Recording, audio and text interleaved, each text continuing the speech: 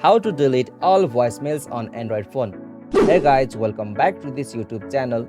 Today I will show you that how can you delete all of your voicemails from your Android phone. So let's get started. On this process, at first you'll have to open the device settings, so simply tap on settings. And now from the settings you'll have to scroll down and go with the option apps, so simply open the app setting.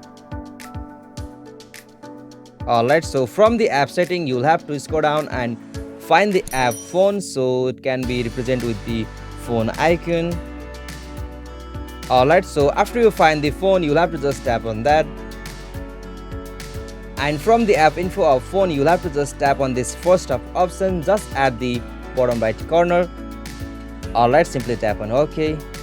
After you're done from here you'll have to scroll down and go with the option storage, so simply tap on it.